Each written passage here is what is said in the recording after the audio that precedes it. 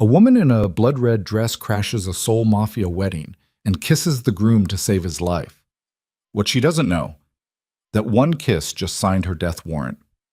Will she survive the war she just started, or will the empire she saved destroy her first?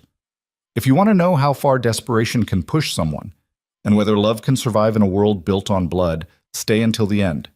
Hit like, drop a comment with your city so I can see how far this story travels, and let's dive in. 3 days before Zara Vale kissed a man she didn't know in front of 200 killers, she was eating instant ramen in a cramped studio apartment in Itaewon, staring at her phone like it might explode. The screen glowed with a single message from her mother's hospice nurse in Atlanta. "We need to talk about next month's payment." Zara closed her eyes, breathed through her nose, tried not to imagine her mother, frail, confused, calling out for a daughter who couldn't afford to fly home, sitting in a facility that would dump her on the street the second the money stopped. $48,000 in medical debt, a job that paid barely enough to cover rent, and a pride so stubborn it had kept her from asking her brother for help in over 2 years. She opened her eyes. The ramen had gone cold. Her phone buzzed again. Different number. Unknown sender. Need a courier. Tonight, fast job. $2,000 cash. Zara sat up straight. $2,000 wouldn't fix everything, but it would buy her mother another month, maybe 2 if she stretched it. She typed back before the rational part of her brain could interfere. "What's the job?" The reply came instantly. "Deliver documents. Gangnam. 9 p.m. Wear something forgettable." She should have asked more questions, should have wondered why someone needed a random cultural liaison to play courier at night in one of Seoul's wealthiest districts. Should have recognized the tone. Clipped, transactional, the kind of message that didn't come from someone running a legitimate business. But desperation has a way of turning smart people stupid. Zara typed, "I'm in."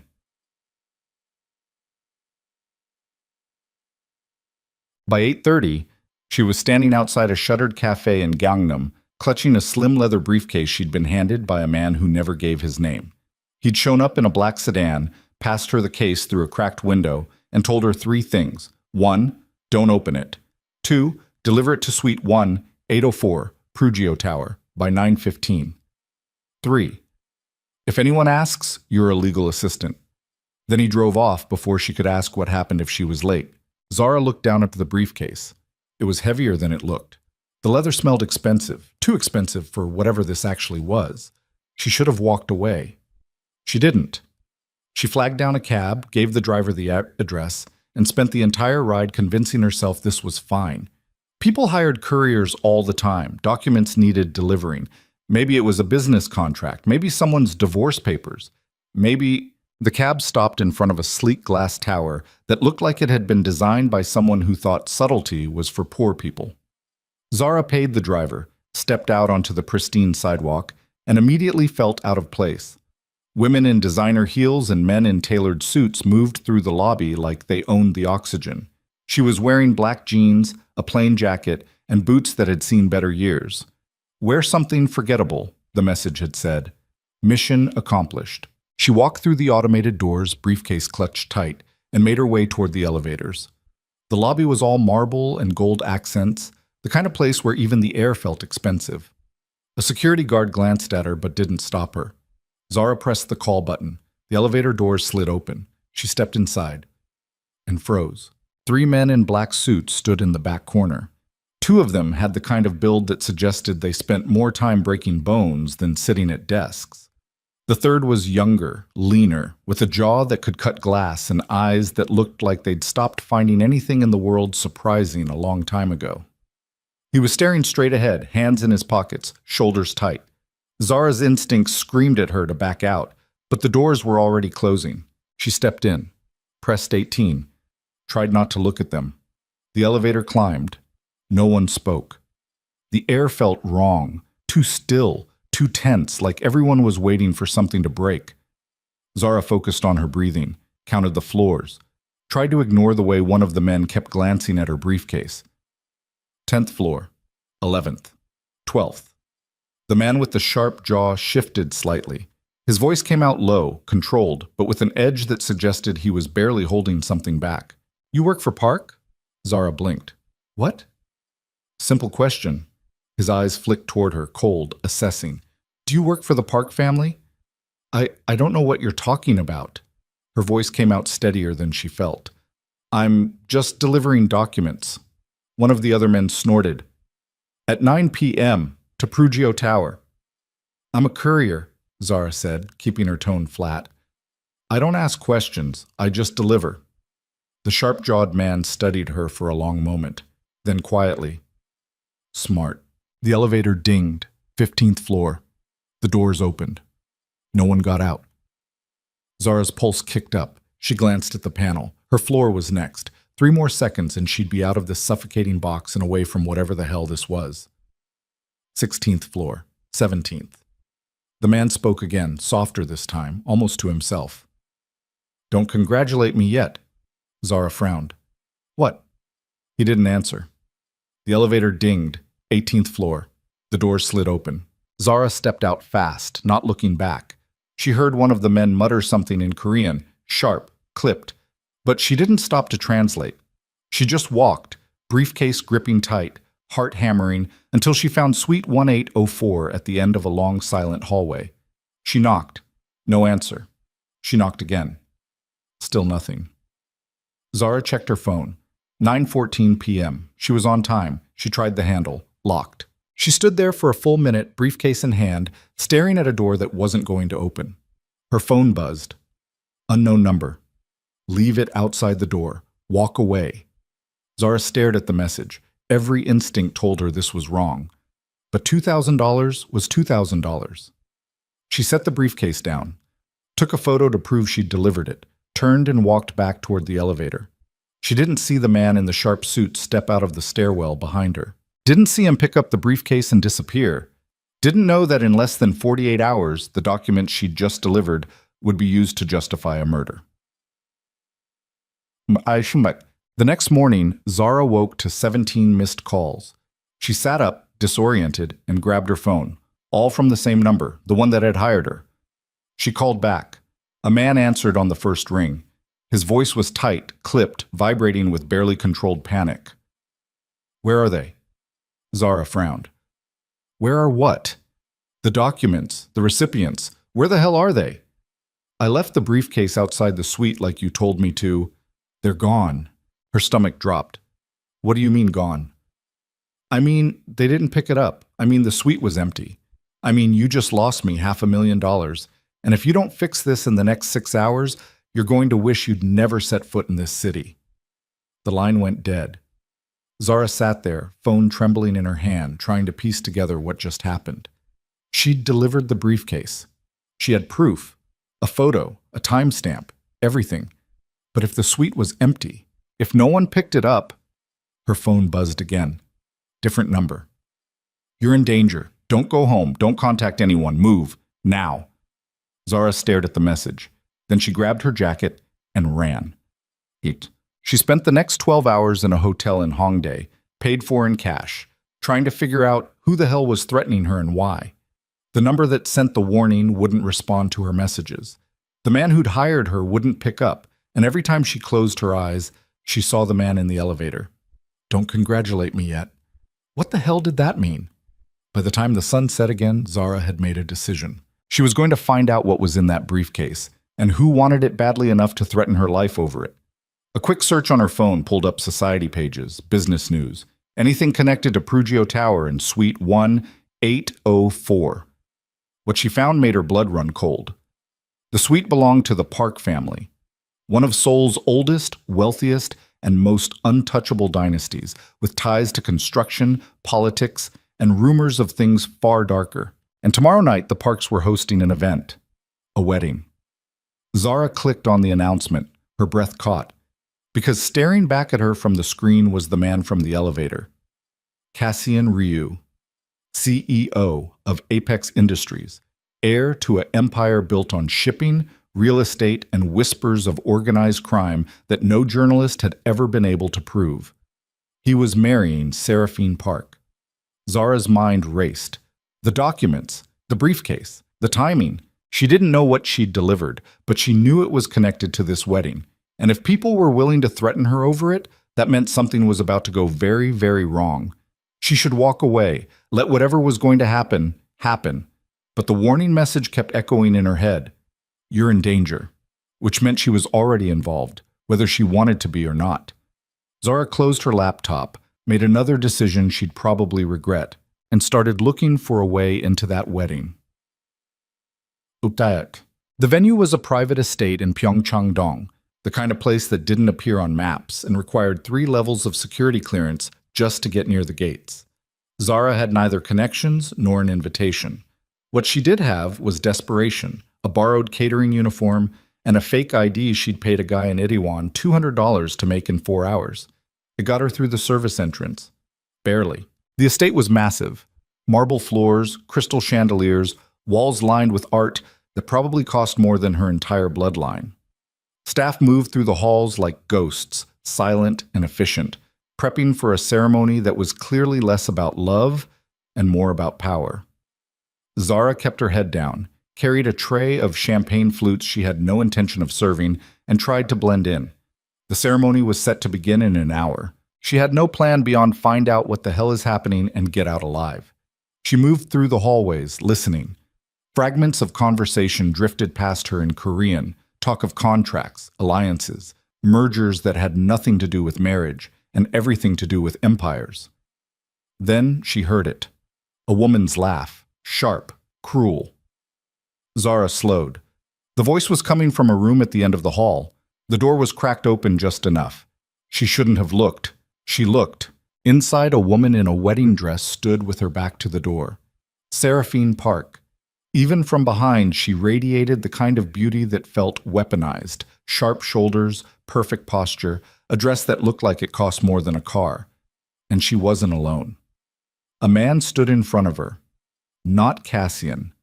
Someone else. Tall, broad-shouldered, hands on her waist. Seraphine tilted her head back and laughed. 6 months, she said, voice low and dripping with venom. That's all I need. 6 months of playing the devoted wife, and then she dragged a finger across her throat. The man grinned. And the empire? Mine. Seraphine's smile was a blade. All of it. Cassian's too principled to see it coming. He actually thinks this is about love. The man kissed her neck. You're terrifying. I'm efficient. Zara's blood turned to ice. She stepped back. Too fast. Her shoulder hit the door frame. The sound was soft, barely a thump. But Seraphine's head snapped toward the door. Zara ran. She didn't think, didn't plan, just moved, heart slamming, breath ragged, champagne flutes abandoned on a side table as she tore through the hallway and back toward the service wing. Behind her, she heard voices, footsteps. She ducked into a storage room, pressed her back against the wall, and tried not to hyperventilate. 6 months. Then kill him. Cassian Ryu was walking into a trap, and Zara, a broke courier who just wanted to pay her mother's medical bills, was the only person who knew. She pulled out her phone. No signal. Of course. She could leave, slip out the service exit, disappear, pretend she'd never heard anything. Let a man die because it wasn't her problem. Zara closed her eyes, saw her mother's face, saw the man in the elevator, cold, controlled, but with something broken underneath. Don't congratulate me yet, he knew. Maybe not the details, but he knew something was wrong, and he was walking into it anyway. Zara opened her eyes, made the stupidest decision of her life, and started moving toward the ceremony hall. Sat! The wedding was everything you'd expect from 2 families who measured worth in blood and power. 200 guests sat in perfect rows, dressed in black and ice white, faces carefully neutral. The air smelled like imported roses and barely concealed tension. Zara stood in the shadows near the back, still in her catering uniform, heart hammering so hard she thought it might crack a rib. At the front of the hall, Cassian Ryu stood at the altar. He looked exactly like he had in the elevator. Sharp jaw, cold eyes, shoulders tight, like he was bracing for impact. He wore a black tuxedo that fit him like armor, and his expression gave away nothing. But Zara saw it. The slight clench of his jaw. The way his hands stayed at his sides, fingers flexed, like he was forcing himself not to reach for something. He looked like a man walking toward his own execution. Seraphine appeared at the far end of the aisle. She was stunning, vicious, perfect. The crowd rose, music swelled. Zara scanned the room, and then she saw it. Third row, left side. A man in a blue tie, jacket buttoned, hand resting just inside his coat. The angle was wrong. The posture was wrong. And when he shifted, Zara caught the glint of metal. A gun. Her body moved before her brain caught up. She pushed through the back row, ignored the sharp whispers, the hands grabbing at her uniform, the hissed warnings in Korean. She walked straight down the aisle. Every eye turned toward her. Seraphine stopped mid-step, face twisting in fury. Cassian's head snapped up, their eyes locked. Recognition flashed across his face, then confusion. Zara didn't stop. She reached the altar, grabbed his face with both hands and kissed him. Hard, reckless, desperate. Gasps erupted through the hall. She felt him freeze, felt the shock ripple through his body. And then she whispered against his lips, barely audible. "Gun, 3 o'clock, blue tie." For one heartbeat, nothing happened. Then everything exploded. Cassian's hand shot up. A signal. Fast. Sharp. His men moved like wolves. The man in the blue tie jerked to his feet, hand diving into his jacket. But he never got the gun out. 2 of Cassian's security slammed into him from either side, drove him to the ground, and ripped the weapon free. Screams tore through the hall. Guests scattered. Seraphine's face went white, then red, then murderous. Cassian pulled back from Zara, eyes blazing, and for one terrible second she thought he was going to shove her away. Instead, he yanked her behind him, body a wall between her and the chaos, and snarled at his men, "Lock it down! No one leaves!" Zara's legs gave out. Cassian caught her before she hit the floor, and she realized, too late, too completely, that she hadn't just stopped a murder. She'd just declared war. The world came back in fragments. First, the sound. Shouting in Korean, rapid-fire commands, the metallic click of weapons being drawn. Then the smell. Imported roses mixed with sweat and fear. Finally, the sensation of Cassian's hand locked around her wrist, fingers like iron, pulling her upright as the wedding hall descended into controlled chaos. Zara's vision swam. Her knees felt like water. "Move!" Cassian's voice cut through the noise, low and sharp. Not a request. She stumbled forward. He didn't let go. Around them, his men formed a perimeter, black suits, cold eyes, hands inside jackets where guns lived. The guests were being herded toward the exits by security that materialized from nowhere, faces pale, whispers spreading like poison. Seraphine stood frozen at the altar, wedding dress pooling around her like spilled milk, face twisted into something Zara couldn't quite read. Rage, fear, calculation. Maybe all three. Their eyes met. Seraphine's lips curved into something that wasn't quite a smile. Then she turned and walked off the platform, heels clicking like gunshots, and disappeared through a side door. Cassian's grip tightened on Zara's wrist. "Keep moving." "Where?" "Anywhere that isn't here." He pulled her through a doorway behind the altar, down a narrow corridor lined with more art she didn't have time to appreciate, and into a room that looked like it had been designed for very private, very expensive conversations. Dark wood paneling, leather chairs, a bar that probably cost more than her car. The door slammed shut. Cassian released her wrist, stepped back, and stared at her like she was a bomb he didn't know how to defuse. Zara's breath came in sharp bursts. Her hands were shaking. She pressed them against her thighs and tried to look less like someone who'd just crashed a Mafia wedding and more like someone who had a plan. She failed. "Who the hell are you?" Cassian's voice was cold, controlled, but underneath, something else simmered. "Zara Vale." Her voice cracked. She cleared her throat. I was just a courier. I didn't know." "You didn't know." He repeated it like he was tasting the words, testing them for poison. "You didn't know that walking into my wedding and kissing me in front of 200 people would start a war. I didn't know there was going to be a wedding until yesterday." His jaw clenched. "Then why are you here?" Zara opened her mouth, closed it. Every answer sounded insane. "Because I delivered documents I shouldn't have touched. Because someone threatened me. Because I heard your fiancé planning to kill you, and I'm apparently too stupid to mind my own business." She settled for, "I heard something I shouldn't have." Cassian waited. Zara swallowed hard. Seraphine. And some guy. They were in a room before the ceremony. She said she was going to kill you. 6 months. That's all she needed. 6 months of playing the wife. And then she dragged a finger across her throat. Silence. Cassian didn't move. Didn't blink. For a second, Zara thought he didn't believe her. Then he laughed. It was a terrible sound, short, bitter, like something breaking. Of course she was. He turned away, walked to the bar, poured himself 2 fingers of whiskey, drank it in one swallow, poured another. Did she say why? Your empire. She wanted it, all of it. Naturally. He stared into the glass. And the gun? I saw it. 3rd row. Blue tie. I didn't know if it was part of her plan or something else. I saw it and I moved. Cassian turned back toward her. His eyes were different now, still cold, but with something sharper underneath. Calculation. Assessment. You could have walked away. I know. You could have let it happen. I know. So why didn't you? Zara met his gaze. Because 3 days ago you looked sad. He blinked. What? In the elevator. You looked... She searched for the word. Trapped.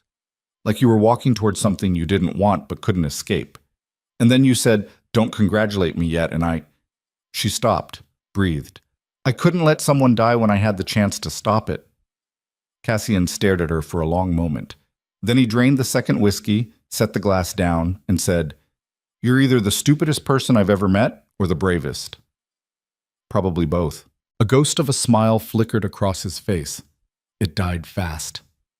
The door opened.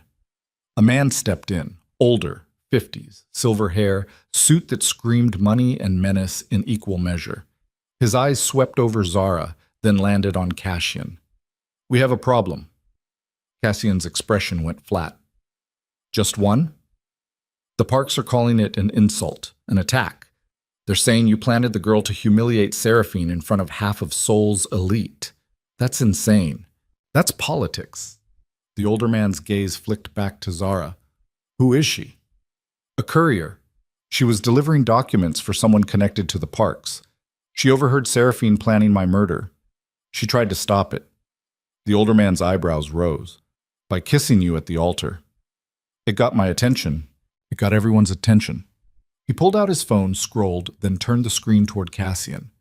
It's already trending. Wedding crasher saves Groom. Seoul's most eligible bachelor kissed by mystery woman. The Post is running it as a love triangle.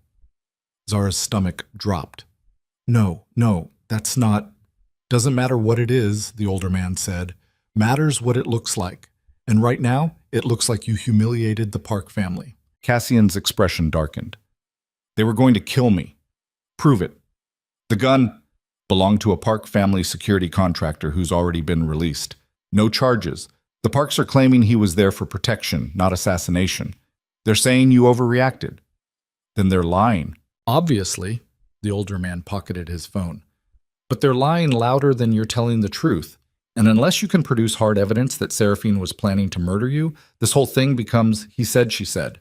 Which means it becomes about optics. And right now the optics say you publicly rejected the Parks in the most dramatic way possible. Cassian's hands curled into fists. What do they want? Compensation. A public apology. And the girl. Zara's blood went cold. What? The older man's expression didn't change. They're saying she's a spy, a plant, someone you hired to sabotage the wedding. They want her handed over for questioning. Absolutely not. Then they want a war. The room went silent. Cassian's jaw worked. How long do I have? 24 hours? Maybe less. The older man glanced at Zara. What's your name? Zara Vale? Zara Vale, he repeated, like he was filing it away. Do you have family in Seoul? No, just me. Good. That makes this easier. He looked at Cassian. Put her in a safe house. Don't let her talk to anyone. And figure out how you're going to spin this before the Parks decide spinning isn't enough. He left. The door clicked shut. Zara's voice came out thin. They want to kill me. They want to question you. Cassian's tone was flat.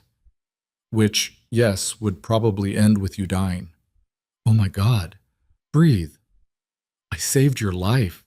I know. And now I'm, what? Collateral damage? Cassian crossed the room in 3 strides, stopped in front of her, and his voice dropped to something quieter, not softer, just more focused. You're not collateral. You're leverage. There's a difference. Not from where I'm standing. From where you're standing, you just became the most dangerous person in Seoul. His eyes locked onto hers. Because you know something the Parks don't want anyone to know, which means they can't let you live. And I can't let them have you.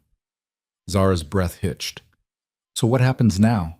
Cassian stepped back, ran a hand through his hair.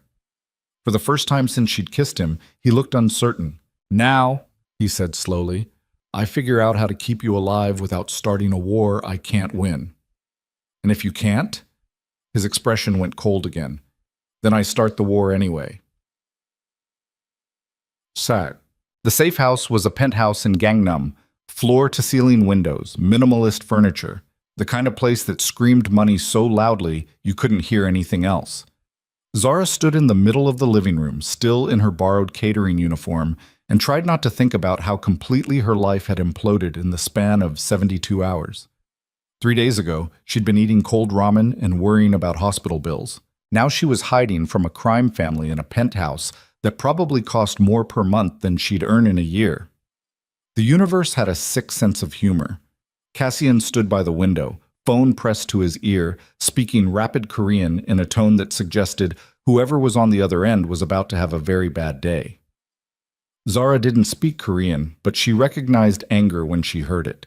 He ended the call, turned toward her. You'll stay here, 2 guards outside. Don't open the door for anyone. Don't leave. Don't contact anyone. For how long? Until I fix this. And if you can't? His expression didn't change. Then you disappear. Disappear where? Somewhere the Parks can't find you. Zara laughed. It came out sharp and a little unhinged. You're talking about witness protection. For a wedding I crashed. I'm talking about survival. Cassian stepped closer. The Parks don't forgive insults. They don't forget. And they sure as hell don't let people who embarrass them walk away. I didn't mean to embarrass anyone. I was trying to save your life. I know. His voice softened, barely. But intent doesn't matter. Only consequences. So what are my options? You don't have options. You have one move. Stay here. Stay quiet. Let me handle this. Zara stared at him. You don't even know me. No. So why are you protecting me? Cassian's jaw tightened. Because you didn't have to warn me. You didn't have to do anything. You could have walked away. But you didn't. Which means I owe you. You don't owe me anything. Yes, he said quietly. I do. He turned and walked toward the door. Zara's voice stopped him. Cassian. He looked back. What were those documents I delivered? His expression went very still. What? The briefcase. 3 days ago. I was hired to deliver documents to Prugio Tower, Suite 1804, the Parks suite. What was in it? Cassian's eyes narrowed. You were the courier? Yeah. Who hired you? I don't know. Unknown number? Cash payment? I needed the money. I didn't ask questions. What did the documents look like? I never saw them. I was told not to open the case. Cassian swore under his breath, pulled out his phone, typed something fast, waited. His expression darkened. What? Zara asked. The documents were fabricated contracts, fake evidence designed to implicate me in a bribery scheme. The Parks were going to use them to force a merger, marry me off to Seraphine, then leak the contracts to destroy my reputation if I didn't comply. Zara's stomach turned. So you were the patsy. They hired you because you were nobody. No connections, no ties. If the delivery went wrong, you take the fall. Oh my God. And when it did go wrong, when you didn't deliver it to the right hands, they panicked, which is why they threatened you. They needed to know if you'd seen what was inside. I didn't. They don't know that. Cassian's voice went hard, which is why they want you dead. Zara sank onto the couch. Her hands were shaking again. I just wanted to pay my mom's hospital bills. Cassian's expression shifted. Something almost human flickered behind the cold. Your mom's sick? Hospice, Atlanta. 48,000 in debt. I can't afford to fly home. I can barely afford to keep her in care. She laughed bitterly. $2,000 felt like winning the lottery. Guess that makes me the idiot. Cassian was quiet for a long moment. Then he said, I'll cover it. Zara's head snapped up. What? The debt. I'll pay it. All of it. No, you can't. I can. And I will. His tone left no room for argument. You saved my life. That's worth more than $48,000. I didn't do it for money. I know. That's why I'm paying. Zara stared at him. Why are you doing this? Cassian's jaw worked. Because most people in my world wouldn't have warned me. They would have let me die and figured out how to profit from it. You didn't.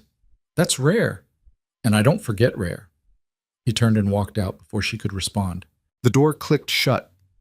Zara sat alone in the penthouse, surrounded by expensive furniture and plate glass windows, and realized she'd just made a deal with a man she didn't know. A man who controlled an empire. A man the Parks wanted destroyed. A man who, for reasons she didn't fully understand, had just decided she was worth saving. She should have felt grateful. Instead, she felt terrified, because gratitude came with strings. And in Cassian Ryu's world, strings were made of steel. Bullshit. 2 days passed in a blur of boredom and low-grade panic. Zara stayed in the penthouse, watched Seoul glitter outside the windows like a city made of broken glass, ate food delivered by silent guards who never made eye contact. She tried calling her mother's hospice. The nurse told her the account had been paid in full, 2 months in advance. Zara hung up and cried for 20 minutes. She didn't know if it was relief or guilt. On the third day, Cassian came back. He looked worse, tired, edges sharper, like he'd been grinding himself down to nothing. Zara was on the couch, wearing borrowed clothes, black jeans, plain shirt, everything too expensive and too clean. We have a problem, Cassian said without preamble. Another one? The Parks made their move. They're not asking for compensation anymore. They're demanding a public trial. They want you charged with conspiracy, fraud, and attempted sabotage. Zara's chest tightened. That's insane. That's leverage. They're using you to force my hand. If I don't comply, they go to the authorities, fabricate evidence, bury you. Can they do that? They own half the judges in Seoul, so yes. Then what do we do? Cassian's expression was unreadable. We give them what they want. Zara's blood went cold. You're handing me over. No. He crossed the room, sat across from her. I'm giving them a story they can't refuse. One that neutralizes you as a threat and keeps them from declaring war. What kind of story? Cassian met her eyes. We're engaged. Zara blinked. What? You and me. Publicly. A whirlwind romance. You weren't a spy. You were my secret lover. The wedding was a sham. I was never going to marry Seraphine. I was waiting for the right moment to call it off. You just accelerated the timeline. That's insane. It's plausible. The photos are already circulating. Seoul loves a scandal. This just reframes it. Reframes it into what? A love story. His voice was flat, clinical, like he was describing a business transaction. You're not a threat. You're my fiancé. The Parks can't touch you without making it look like they're attacking my future wife, which means they lose public sympathy, which means they back off. Zara's head spun. You want me to pretend to be in love with you. I want you to stay alive. This is how. For how long? 6 months, maybe less. Long enough for the heat to die down. Then we stage a quiet breakup. You go back to your life. I go back to mine. And in the meantime? In the meantime, you live here. We make public appearances. Sell the story. Convince Seoul we're real. Zara stared at him. You're serious? Completely. And if I say no? Cassian's expression didn't change. Then I can't protect you. The Parks will come for you, and I won't be able to stop them. Silence stretched between them. Zara's mind raced.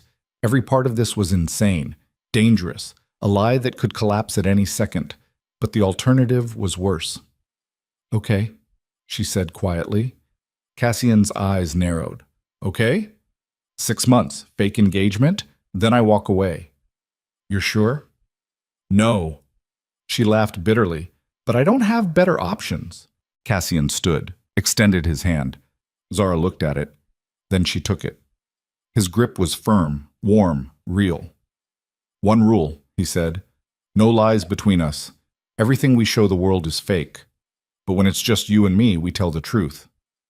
Why? Because lies compound. And I don't want to lose track of what's real. Zara nodded. Cassian released her hand. We announce it tomorrow, he said. Press conference. You'll need to prepare. Prepare how? Story? Details? How we met? How long we've been together? It has to be airtight. And if someone asks about the wedding? We say you couldn't watch me marry someone I didn't love. You acted on impulse. I realized in that moment I'd been lying to myself. We tell them the truth wrapped in romance. People eat that up. You've done this before. No. His expression went distant. But I've watched enough people lie to know how it works. He turned toward the door. Cassian. He stopped. Thank you for my mom, for everything. He didn't turn around. Don't thank me yet. Then he left. Zara sat alone again, surrounded by glass and steel, and wondered what the hell she'd just agreed to. Chak. The press conference was a nightmare. Zara stood next to Cassian on a platform in front of 50 reporters, cameras flashing like strobe lights, questions hurled in Korean and English, the noise overwhelming. Cassian's hand rested on the small of her back, a gesture that looked intimate, protective. It felt like a brand. We understand this comes as a surprise, Cassian said, voice smooth and controlled. But Zara and I have been seeing each other privately for several months. The wedding was arranged by our families. I agreed to it out of obligation. But when Zara walked into that ceremony, I realized I couldn't go through with a marriage built on duty instead of love. A reporter shouted, "Why didn't you call it off before the ceremony?" I was trying to honor a commitment. Zara reminded me that some commitments matter more. Another voice, "Ms. Vale, what made you crash the wedding?" Zara's throat went dry. Cassian's hand pressed slightly harder against her back. She swallowed. I couldn't watch the man I love marry someone else. The cameras exploded. Cassian pulled her closer, leaned in, whispered against her ear. Good, keep going. The reporters kept shouting. Zara kept lying. And somewhere in the chaos, she realized the line between the performance and reality was already starting to blur. That night, Cassian brought her a ring, platinum band, single diamond, understated, expensive. He slid it onto her finger without ceremony. This makes it official, he said. Zara stared at the ring. It felt heavy, foreign. How long do we have to wear these? Until it's over. And when is it over? Cassian's expression was unreadable. When the park stopped trying to kill you. That's not an answer. It's the only one I have. Zara twisted the ring. It caught the light, threw tiny rainbows across the wall. I don't know how to do this, she said quietly. Do what? Pretend, lie, be someone I'm not. Cassian sat across from her. You're not pretending to be someone else. You're just editing the truth, showing them the parts they want to see, hiding the rest. That sounds exhausting. It is. Is that how you live, all the time? His jaw tightened. Yes. Doesn't it get lonely? Cassian didn't answer. Zara looked at him, really looked. Saw the shadows under his eyes, the tension in his shoulders, the way he held himself like armor. When's the last time you told someone the truth? She asked. Define truth. The real kind. Not strategy. Not spin. Just what you actually feel. Cassian's expression went distant. I don't remember. That's sad. That's survival. It's both. He met her eyes. For a second, something cracked, something raw and tired and human. Then it closed again. Get some sleep, he said. We have a charity gala tomorrow. You'll need to be sharp. Why? Because Seraphine will be there. Zara's stomach dropped. What? She's playing the victim, heartbroken fiancé. The parks are using her to win sympathy. We need to show a united front. You want me to stand in the same room as the woman who tried to kill you. I want you to stand next to me and smile. Make Soul believe we're untouchable. I'm not an actress. You convinced 50 reporters today. You'll be fine. Cassian, this is the deal, Zara. You agreed. His voice went hard. If you can't handle it, tell me now. Zara's hands curled into fists. I can handle it. Good. He stood, walked toward the door. Cassian. He paused. Do you ever regret it? This life? He didn't turn around. Every day. Then he left. Zara sat alone with the ring on her finger, the weight of a lie pressing down on her chest, and wondered how long she could keep pretending before the truth destroyed them both. The gala was held at the Shilla Hotel, ballroom dripping in gold and crystal. 1,000 people in designer gowns and tailored suits, all pretending they weren't circling each other like sharks. Zara wore a dress Cassian's stylist had picked, midnight blue, fitted, elegant.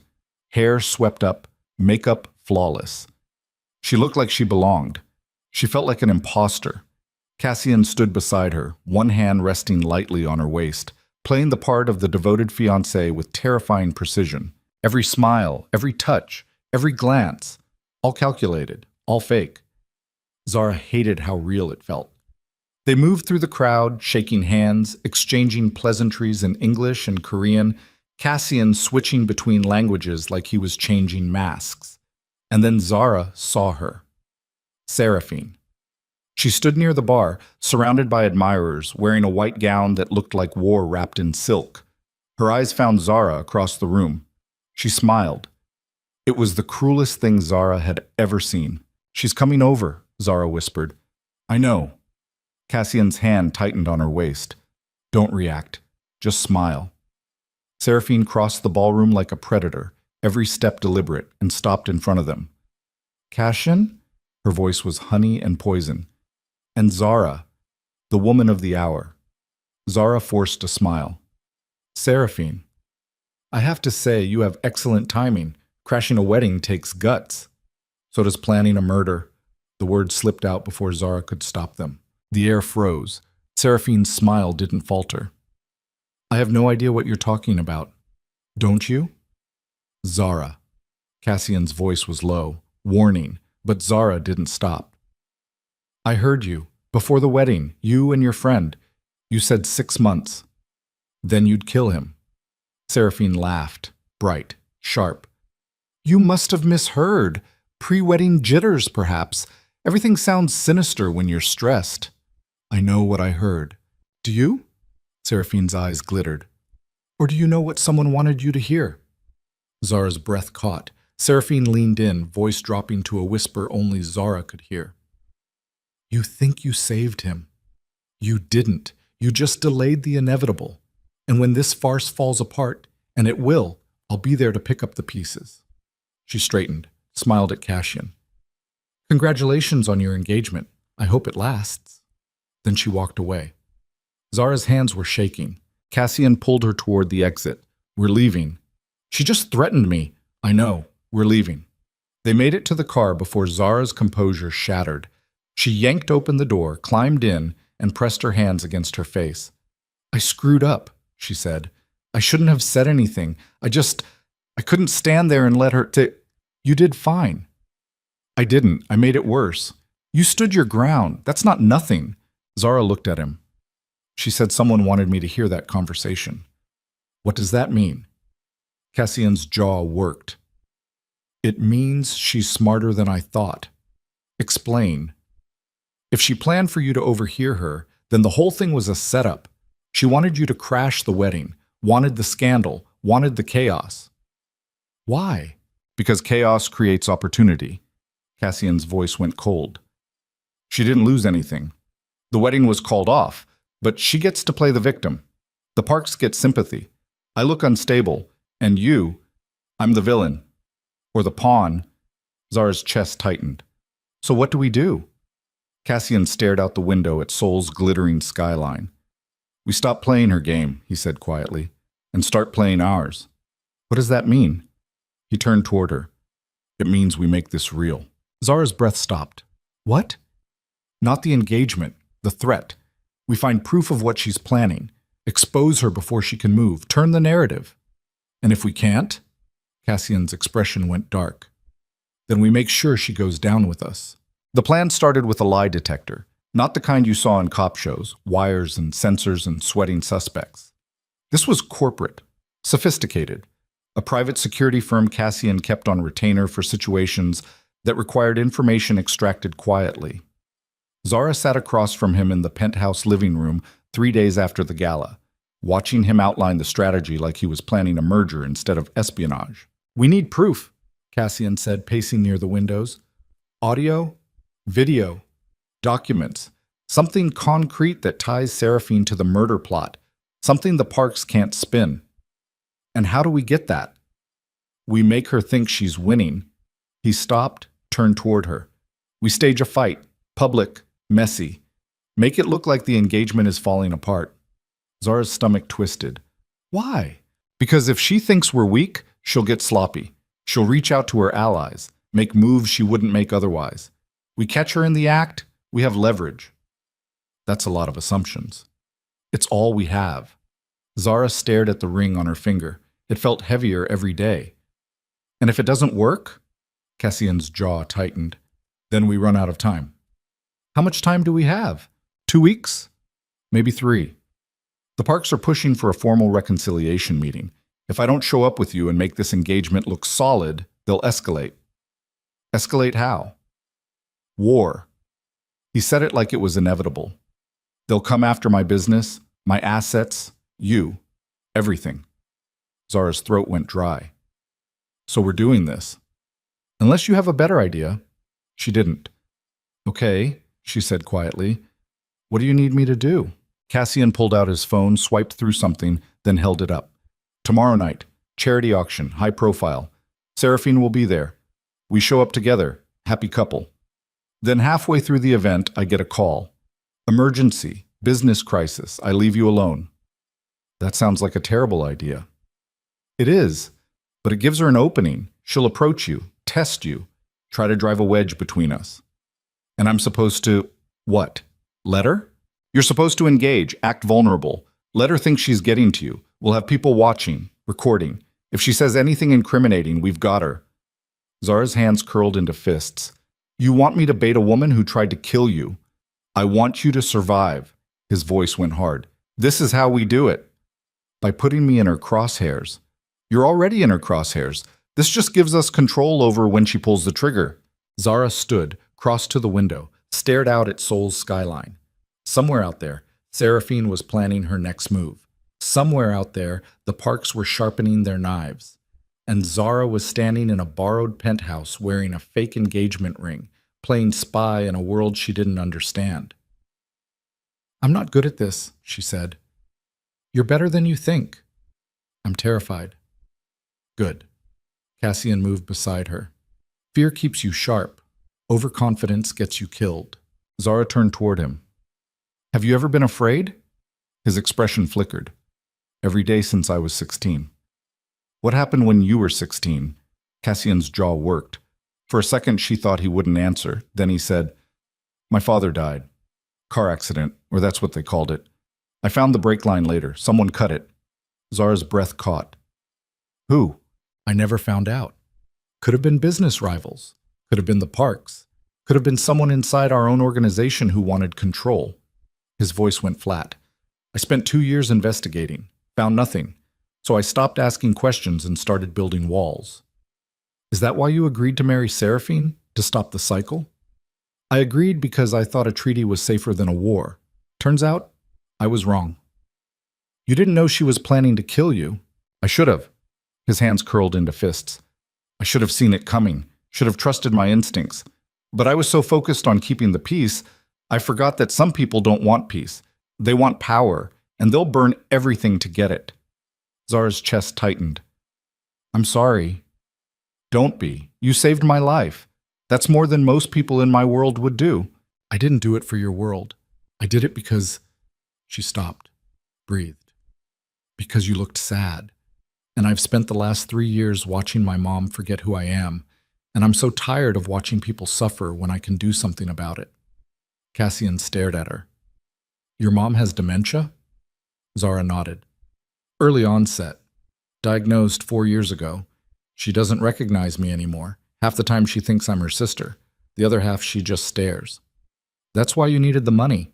That's why I need a lot of things I don't have. She laughed bitterly. Like common sense and self-preservation instincts. You have plenty of both. You just choose to ignore them. Is that a compliment? It's an observation. Silence settled between them.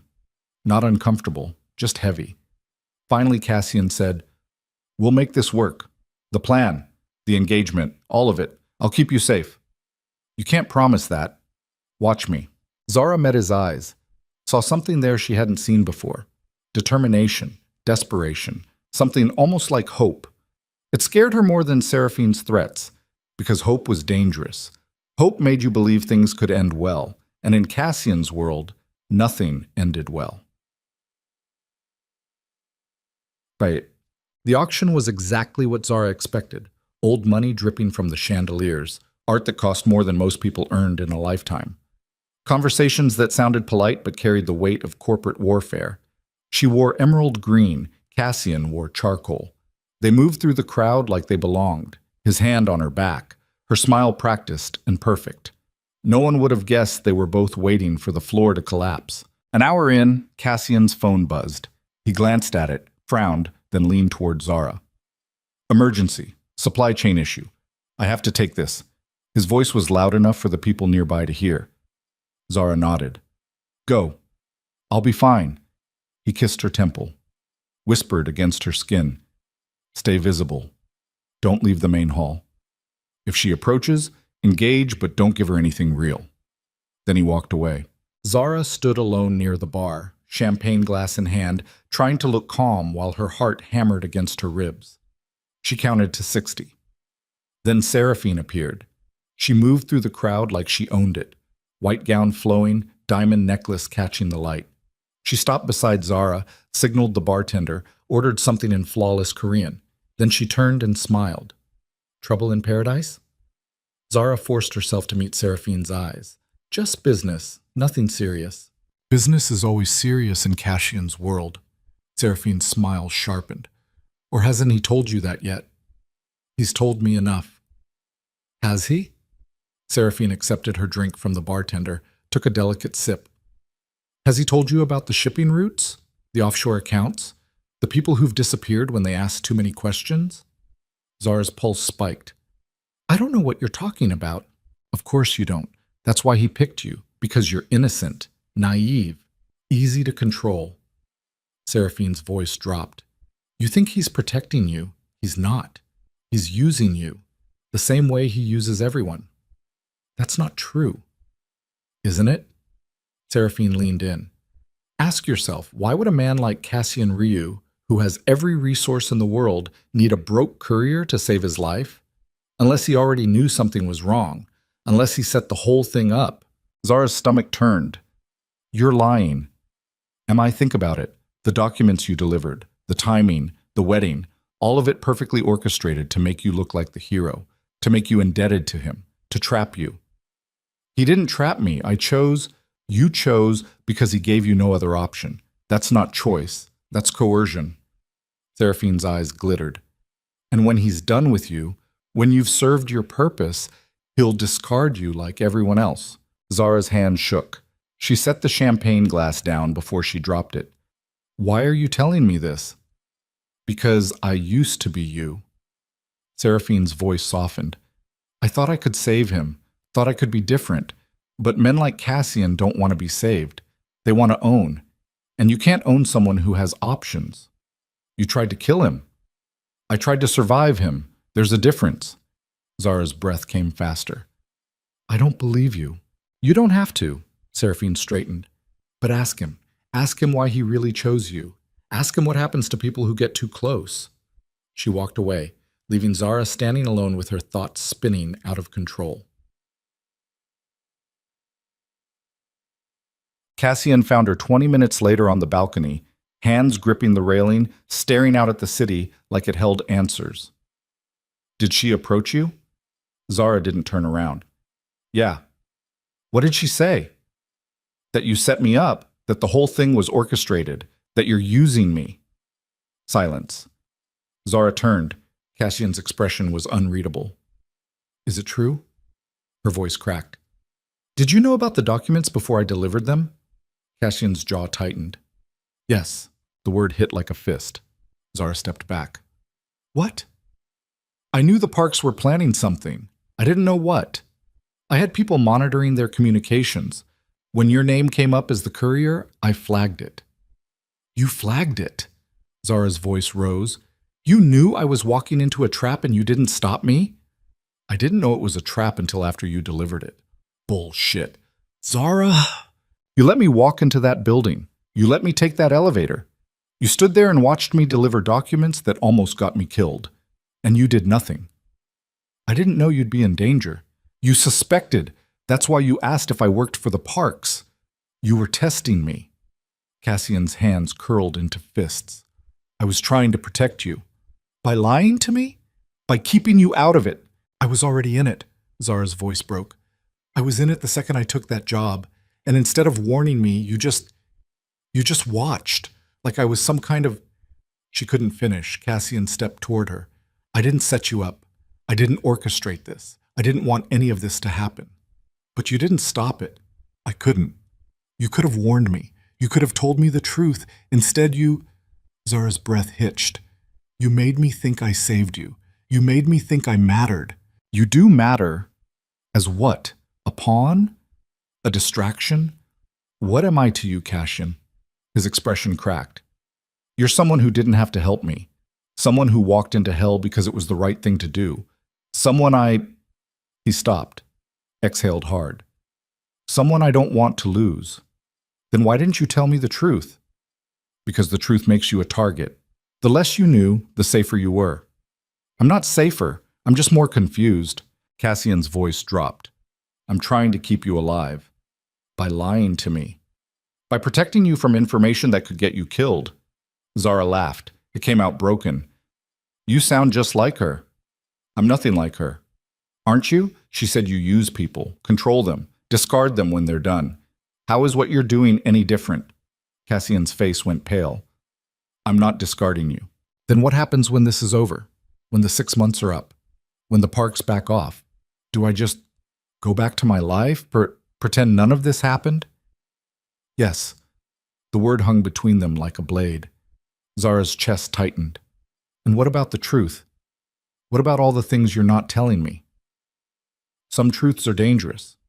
And some lies are worse. Cassian stared at her. What do you want from me? I want you to trust me. I do trust you. No, you don't. You trust that I'll play the part, that I'll smile for the cameras and lie to the press and stand beside you while you fight wars I don't understand. But you don't trust me with the truth. Cassian's jaw worked. The truth is ugly. I don't care. You will. Try me. He turned away, gripped the railing. My father wasn't just killed because of business. He was killed because he tried to leave. He wanted out. Wanted to take the family legitimate. Walk away from the underworld connections. The Parks found out. They made an example of him. Zara's breath stopped. I was 16, Cassian continued, voice flat. I watched them lower his casket into the ground, and I knew that if I ever tried to leave, they'd do the same to me. So I didn't try. I just survived, built walls, made deals, became exactly what they wanted me to be. Until the wedding. Until you. He turned toward her. You walked into that hall and I saw... He stopped, swallowed. I saw a way out. Not forever, just for a second. Someone who wasn't afraid of me. Someone who gave a damn whether I lived or died. And I thought, maybe there's still something worth fighting for. Zara's throat burned. You should have told me. I'm telling you now, after I had to drag it out of you. I'm not good at this. Cassian's voice cracked. I'm not good at letting people in, at trusting, at believing anyone would stay if they knew what I really am. And what are you? Someone who's made a lot of mistakes? Someone who's hurt people? Someone who... He exhaled hard. Someone who doesn't deserve you. Zara stepped forward. That's not your call. Zara. You don't get to decide what I deserve. You don't get to protect me from the truth because you think I can't handle it. Her voice shook. I've spent 3 years watching my mom disappear. I've held her hand while she forgot my name. I've survived debt and desperation and more shit than you know. So don't tell me I can't handle ugly.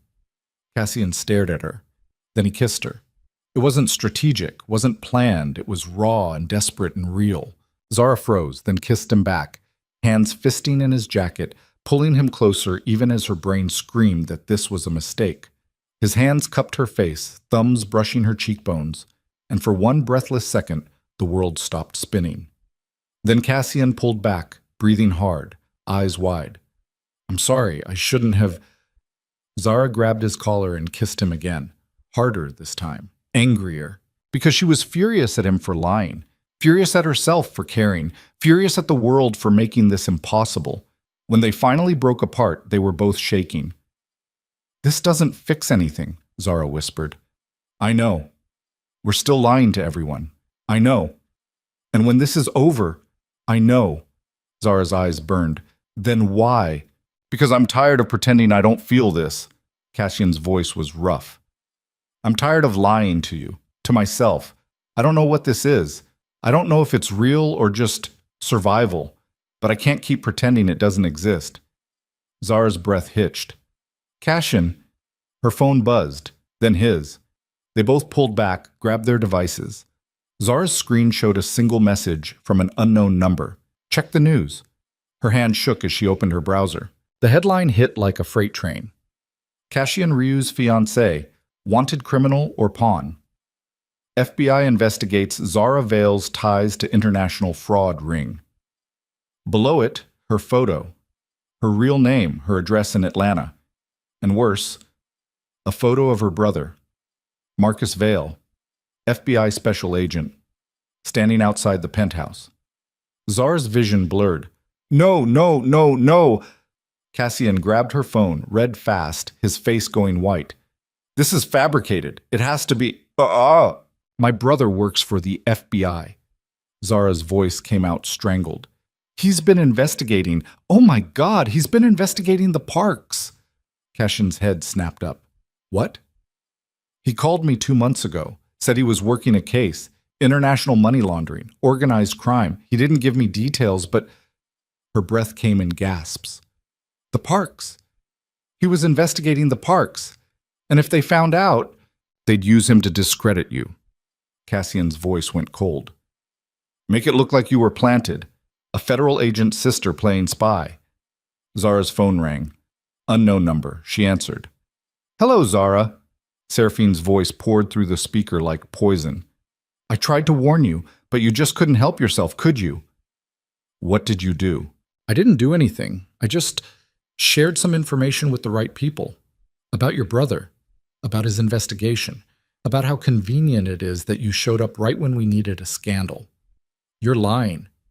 Am I? Check your messages. Zara's phone buzzed. A video file. She opened it. The footage showed Marcus, her brother, standing outside Cassian's building 3 days ago, talking to someone off camera.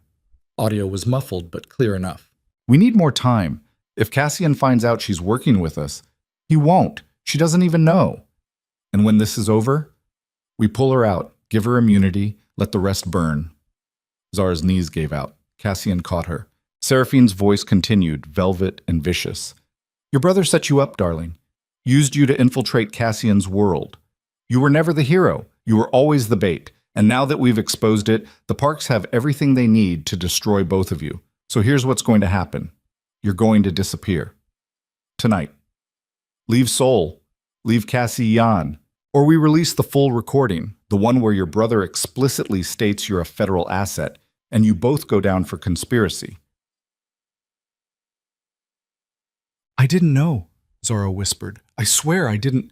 Doesn't matter. Optics, remember? Seraphine's smile was audible. You have 2 hours. Choose wisely. The line went dead. Zara sat on the balcony floor, Cassian beside her, the city glittering below like broken glass. I didn't know, she said again. I swear to God, I didn't know he was using me. Cassian's expression was unreadable.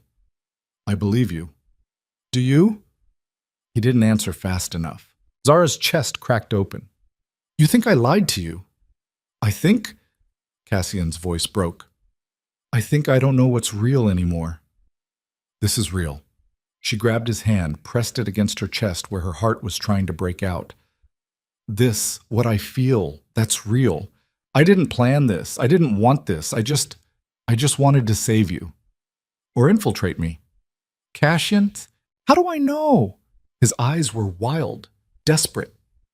How do I know you're not just playing a part? How do I know any of this is real? Because I kissed you back. Zara's voice cracked. Because I'm sitting here terrified and furious and I still can't walk away. Because... She stopped, breathed.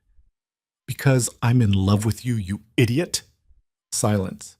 Cassian stared at her like she'd shot him. You what? I'm in love with you.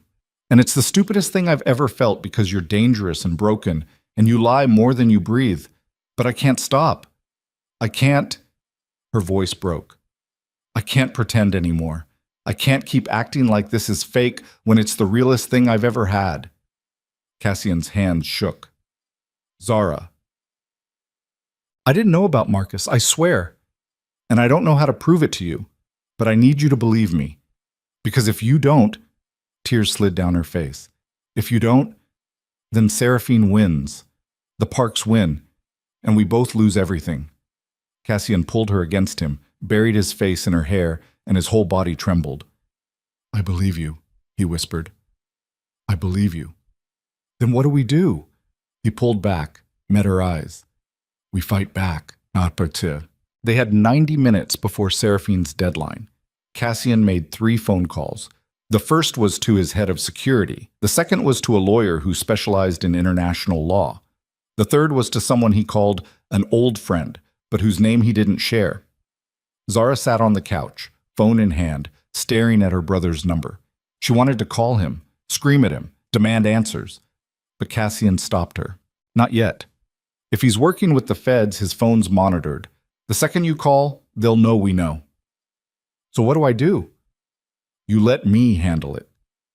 Cassian, trust me. His eyes burned. Please, just trust me. Zara nodded. She didn't have anything else left. An hour later, Cassian's phone rang. He answered, listened. His expression shifted. Surprise, then something darker. He hung up. We have a problem. Another one? The video's fake. Zara's heart stopped. What?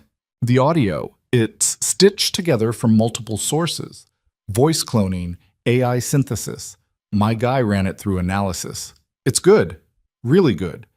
But it's not real. Relief flooded through her. So Marcus didn't set you up. But someone wants us to think he did. Cassian's jaw tightened. Which means this isn't just about destroying you. It's about destroying us. Making us turn on each other. Seraphine. Or whoever she's working with. He started pacing. This is bigger than the Parks. Bigger than the wedding. Someone's orchestrating all of it. Who?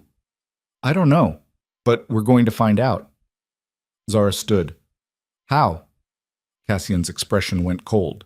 Calculated. We give them what they want. What do you mean?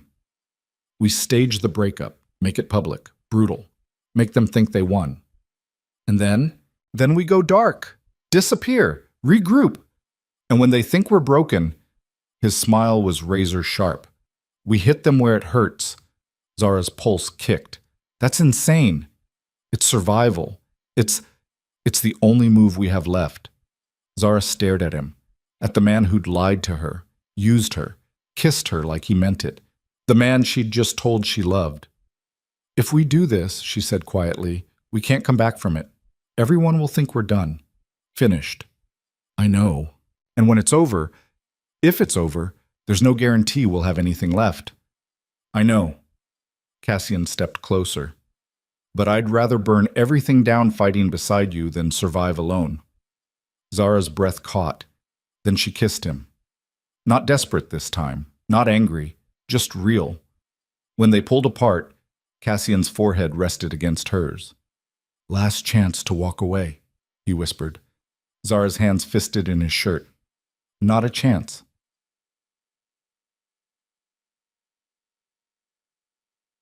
The breakup happened at midnight. Outside a club in Gangnam, cameras everywhere, paparazzi on standby. Zara screamed at Cassian in the middle of the street, voice raw, every word a blade designed to cut. "You used me! You lied to me! I was just another piece on your board!" Cassian's face was stone. "And you were naive enough to believe it meant something. It did mean something. To you, not to me." The words were scripted, rehearsed. They still felt like dying.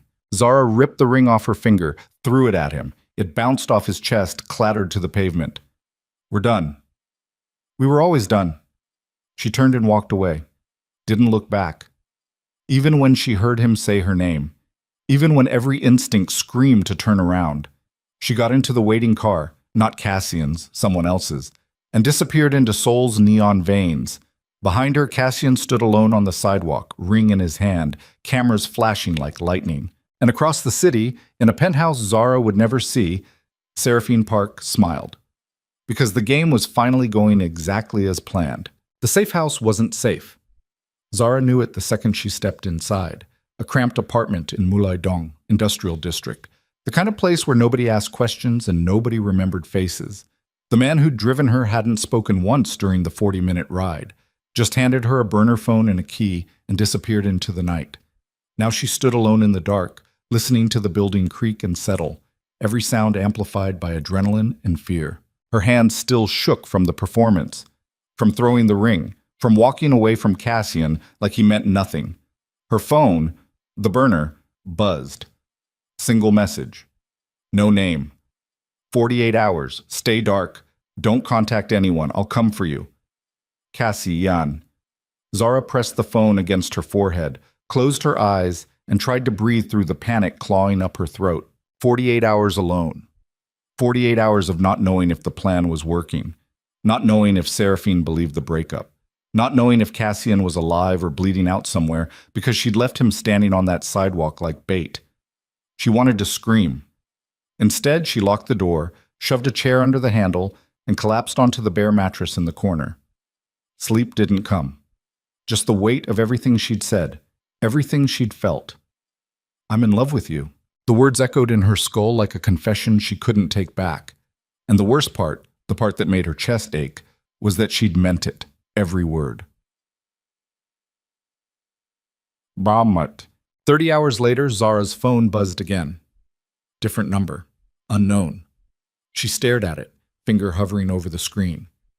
It could be Cassian, could be his people, could be the Parks. She answered. Zara Vale. A woman's voice, American accent, clipped, professional. "My name is Agent Sarah Chen, FBI. I need you to listen very carefully." Zara's breath stopped. "How did you get this number?" "Your brother gave it to me." "Marcus, is he okay?" "He's fine, but you're not. And neither is Cassian Ryu." Paper shuffled in the background. "We've been monitoring the Park family for 18 months. Money laundering, racketeering. We're close to an indictment. But 3 days ago, everything shifted. Someone inside the organization started moving assets, liquidating accounts, covering tracks." "Seraphine, we think so, but we can't prove it. Not without evidence. Not without someone on the inside." Zara's stomach dropped. "I'm not on the inside anymore. Everyone thinks we broke up." "Which is exactly why you're valuable." Agent Chen's voice sharpened. "The Parks believe you're vulnerable, angry, isolated. If you reached out to them, offered information on Cassian in exchange for protection, they'd listen." "You want me to go back?" "I want you to help us finish this. We're 48 hours from losing everything. If the Parks move those assets offshore, we'll never touch them. They'll disappear, regroup, and people will keep dying. People like Cassian." Silence. Then, "Your brother told me you saved Cassian's life, that you walked into a wedding full of killers because it was the right thing to do. So I'm asking you to do it again, not for Cassian, for everyone else they'll hurt if we don't stop them now." Zara's hands curled into fists. "And if I say no, then you stay hidden, stay safe. and live with the fact that you could have made a difference and didn't. The line went dead. Zara sat in the dark, phone trembling in her hand. She thought about her mother, about the life she'd left behind, about every choice that had led her to this moment. Then she thought about Cassian standing on that sidewalk, watching her walk away, playing his part, even though it was destroying him. She grabbed the burner, typed a message to the only number stored in it. "I need to talk to you, now." The reply came in seconds. "Too dangerous. Stay where you are." Zara typed back. "The FBI contacted me. They want me to go back. Pretend to flip on you." 3 dots appeared, disappeared, appeared again. Then, "Absolutely not. It's the only way to get evidence. It's suicide. It's a chance. Zara, I'm doing it, with or without you." The phone rang. She answered. Cassian's voice came through raw and furious. "Are you insane?" "Probably." "You can't go back. The Parks will kill you." "Not if they think I'm useful." "You're not useful. You're a target. They'll use you to get to me, and then they'll bury you." "Then we make sure they don't get the chance." Zara's voice steadied. "The FBI needs evidence. We need leverage. This is how we get both. By putting you in the same room as people who want you dead. I've been in that room before. I survived." "Barely." "I'm not afraid, Cassian." "Well, I am." His voice cracked. "I'm terrified. Because the last time I let someone He stopped, breathed hard. "The last time I trusted someone to handle the Parks alone, they ended up dead." Zara's chest tightened. "Who?" "My father. He thought he could negotiate, thought he could reason with them. They put a bullet in his head and made it look like a robbery." "I'm not your father's." "You're worse. Because if something happens to you, I won't recover."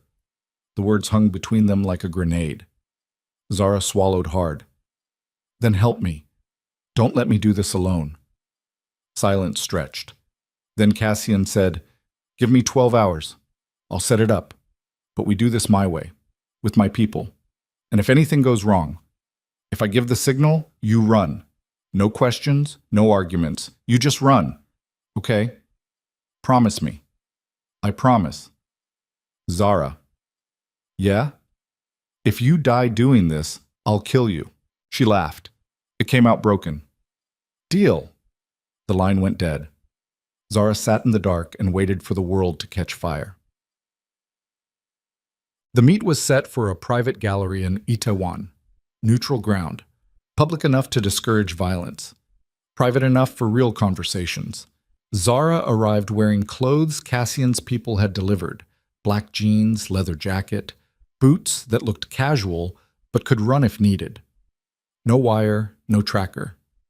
The FBI had wanted to outfit her with surveillance equipment, but Cassian had vetoed it. "They'll sweep you, and if they find anything, you're dead before you hit the ground." So she walked in clean, vulnerable, alone. The gallery was empty except for 2 people. Seraphine stood near a sculpture that looked like twisted metal and broken dreams, white suit crisp, hair perfect, smile sharp enough to cut glass. And beside her, Zara's breath stopped. A man in his 60s. Silver hair. Cold eyes. Tailored suit that screamed old money and older violence. She recognized him from photos Cassian had shown her. Chairman Park. Seraphine's father, the head of the family. "Zara." Seraphine's voice dripped false warmth. "Thank you for coming." "I didn't have much choice. Everyone has choices. You just made a smart one." Seraphine gestured toward her father. "I don't believe you've met. Chairman Park, this is Zara Vale, the woman who saved Cassian's life, and then, well, you saw the news." Chairman Park studied Zara like she was a bug under glass. "You're younger than I expected." "You're exactly what I expected." His eyebrow lifted. "Bold. Seraphine said you had spirit." "Seraphine doesn't know anything about me. Doesn't she?" The chairman moved closer. "She knows you infiltrated Cassian's organization. She knows you gained his trust. She knows you made him believe you loved him." Zara's pulse spiked. "I didn't infiltrate anything. I was used by my brother, by the FBI, by everyone, including Cassian, especially Cassian." Seraphine's smile widened. "See? I told you she'd be reasonable. Chairman Park circled Zara slowly. What do you want, Ms. Vale? Protection. Money. A way out of this city before Cassian realizes I'm still alive and comes looking. And in exchange, everything I know about his operation, security protocols, business contacts, offshore accounts, weak points. You'd betray him. He betrayed me first. The chairman stopped in front of her. I don't believe you. Zara's throat went dry. What? I think you're still working with him. I think this is a setup. I think you walked in here hoping to record a confession or gather evidence or play hero one more time. His voice dropped to ice. Am I wrong?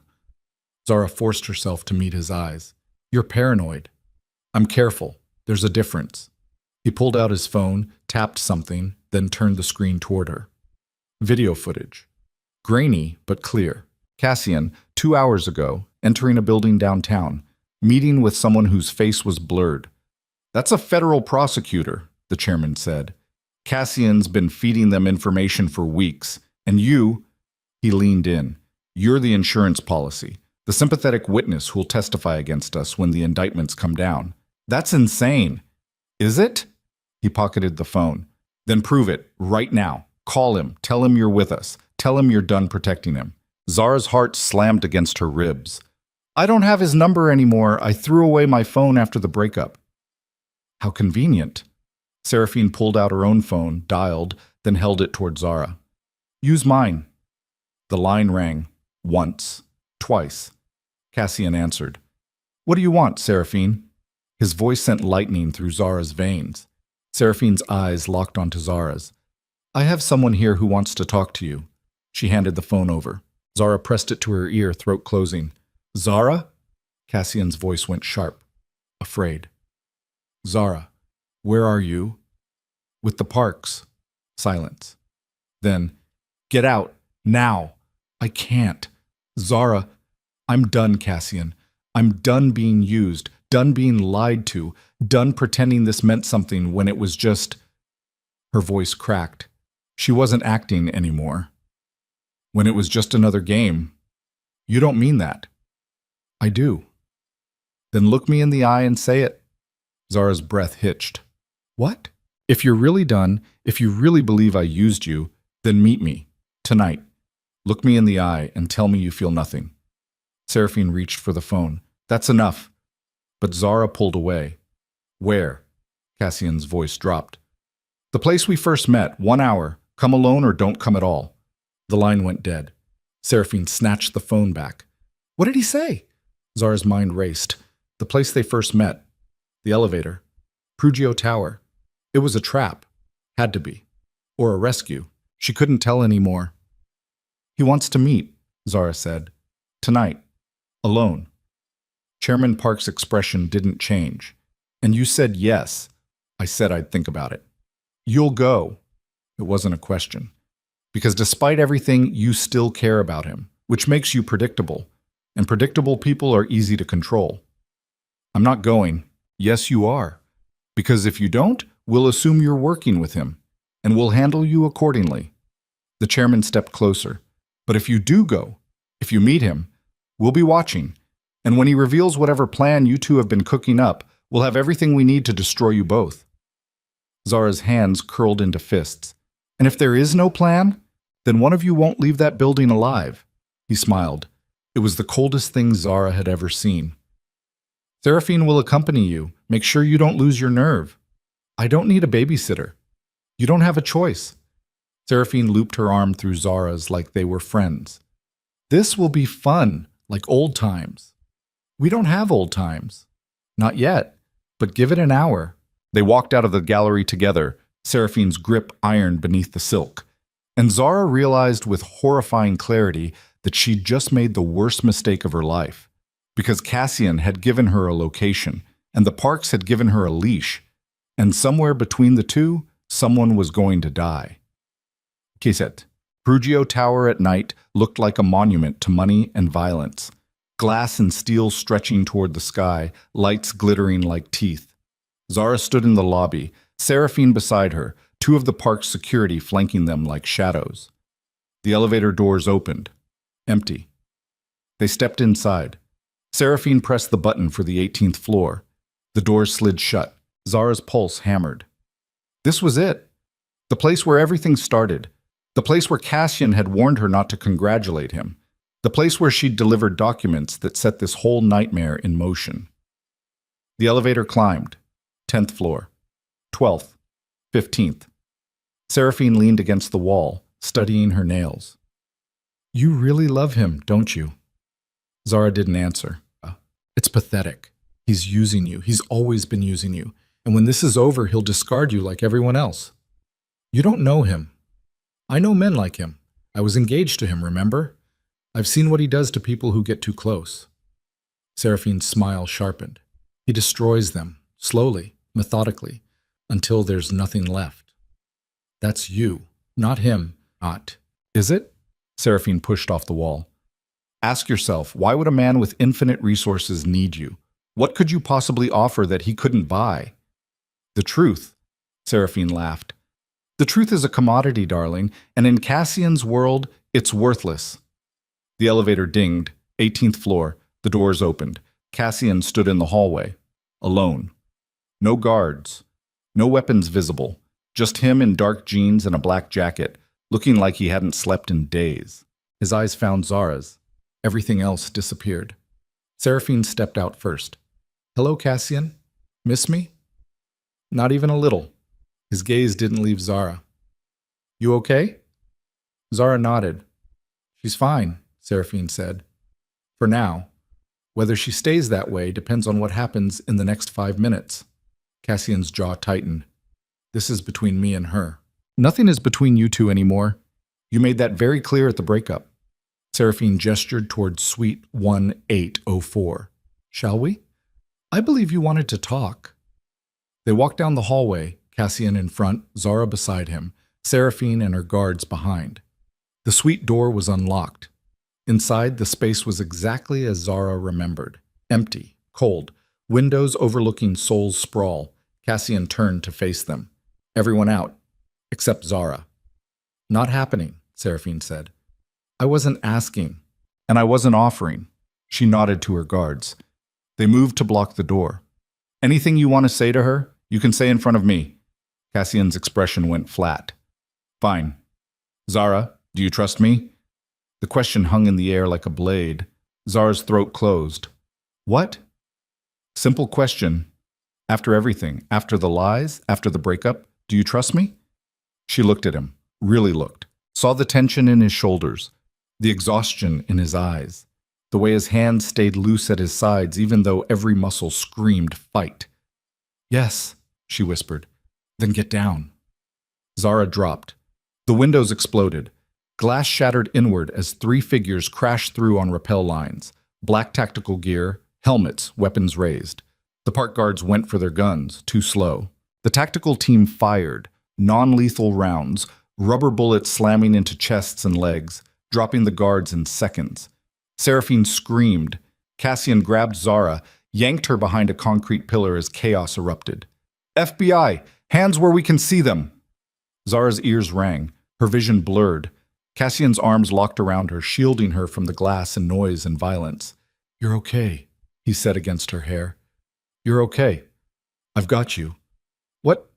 What's happening? Kit, the FBI. I called them, told them where you'd be, gave them everything. Zara pulled back, staring at him. You set this up. I told you I'd keep you safe. By starting a war? By ending one. More agents poured through the door. Seraphine was on the ground, hands zip-tied, screaming threats in Korean and English. The guards were disarmed, secured, read their rights. And standing in the doorway, Marcus, Zara's brother. He crossed the room in 3 strides and pulled her into a hug so tight she couldn't breathe. You're an idiot, he said into her hair. A brave, reckless idiot. You used me. I protected you. There's a difference. You lied. I kept you alive. He pulled back, hands on her shoulders. The Parks were going to kill you. Cassian knew it. I knew it. So we made a deal. He'd keep you close. I'd build the case. And when the time came, you'd use me as bait. We'd use you as a witness. Marcus glanced at Cassian. He insisted on full immunity for you, fought for it. Wouldn't cooperate unless you were protected. Zara's eyes burned. Cassian! But he was already walking toward the agents, hands raised, surrender position. One of them pulled out cuffs. Zara's stomach dropped. Wait, what are you doing? Cassian Ryu, you're under arrest for conspiracy, racketeering, and… No! Zara shoved past Marcus. No, you can't arrest him. He helped you. He gave you everything. The agent's expression was stone. He's still complicit in multiple felonies. Immunity doesn't extend to him. That's insane. It's the law. Cassian met Zara's eyes. It's okay. It's not okay. You did this for me. You risked everything. And I'd do it again. His voice was quiet, certain. You were right. Some things are worth fighting for, even if you lose. You're not losing. I won't let you Zara. He stepped closer, cuffs already locked around his wrist. You're safe. Your mom's safe. The parks are done. That's enough. It's not enough. Her voice broke. You can't just give up. I'm not giving up. I'm choosing. He leaned in, forehead touching hers. I'm choosing you, even if it costs me everything. The agents pulled him back. Zara reached for him, but Marcus held her. Let them work, her brother said. He's got lawyers, good ones. He'll be okay. You don't know that. I know he fought like hell to protect you. That counts for something. Zara watched them lead Cassian away, watched him disappear into the elevator, back straight, head high, never looking back. And she realized with devastating clarity that he'd been planning this all along. The breakup, the meet, the FBI, all of it designed to get her out, to save her, even if it destroyed him. Seraphine was still screaming as they dragged her past. This isn't over! You think you've won? You haven't won anything! But Zara wasn't listening. She was staring at the empty hallway where Cassian had stood, at the place where everything had started and ended, and maybe, if she fought hard enough, could start again. But the FBI field office was fluorescent lights and cold coffee and questions that went on for hours. Zara told them everything, the documents, the wedding, the threats, every conversation with Seraphine, every moment with Cassian. They recorded it, cataloged it, turned her life into evidence. When they were done, Agent Chen walked her out. You did good, she said. Really good. We've got enough to put the parks away for decades. And Cassian, she paused. His cooperation will count in his favor. He won't walk free. But he won't spend the rest of his life in prison either. How long? 3 years. Maybe 5 if the judge is harsh, but with good behavior. 3 years. Zara's chest felt hollow. That's a long time. It's better than dead. Is it? Agent Chen's expression softened. He asked me to give you something. She handed Zara an envelope. Inside, a single piece of paper. Cassian's handwriting. You saved my life twice. Once in a wedding, once in this. I don't know how to repay that, but I know I don't regret it. Any of it, even the parts that hurt. Wait for me. Or don't. I'll understand either way. But if you do, if you're still there when I get out, I promise I'll spend the rest of my life making sure you never regret saving me. Yours, C. Zara's hands shook. She folded the letter, pressed it against her chest, and made a decision that would define the rest of her life. 3 days later, Zara stood in a courtroom and watched Cassian plead guilty to 7 counts of conspiracy and racketeering. He wore a suit, looked calm, answered the judge's questions with quiet certainty. When the sentence came down, 4 years, eligible for parole in 3, he didn't flinch, just nodded, accepted it. The bailiffs moved to take him away. He turned, their eyes met across the courtroom. Zara stood and mouthed 2 words. I'll wait. Cassian's expression cracked, just for a second. Then he smiled and let them lead him away. Zara walked out of the courthouse into Seoul's winter sun, Marcus beside her, and felt something shift in her chest. Not closure, not relief, just the quiet certainty that some stories didn't end. They just paused, waiting for the next chapter to begin. The first letter came 3 weeks after the sentencing. Zara found it in her mailbox at the new apartment Marcus had helped her rent in Yeonam-dong, A neighborhood far enough from Gangnam's glitter to feel like breathing again. The envelope was plain, institutional, stamped with the name of a correctional facility 2 hours outside Seoul. She stared at it for a full minute before opening it. Inside, Cassian's handwriting. Neat, controlled, like he was keeping himself together one carefully formed letter at a time. Day 21. They gave me a cellmate who snores. I'm not sleeping much, but that's okay. Gives me time to think. I keep replaying that moment in the courthouse. When you stood up. When you said you'd wait. You shouldn't. I want you to know that. You shouldn't put your life on hold for someone who doesn't know when or if he'll deserve you when this is over. But I'm selfish enough to hope you do anyway. How's your mom? Cesara sat on the floor of her empty apartment, letter trembling in her hands, and cried for the first time since the arrest. Not because it was sad, because it was real. She wrote back that night. Quote, the months blurred together in a rhythm Zara hadn't expected.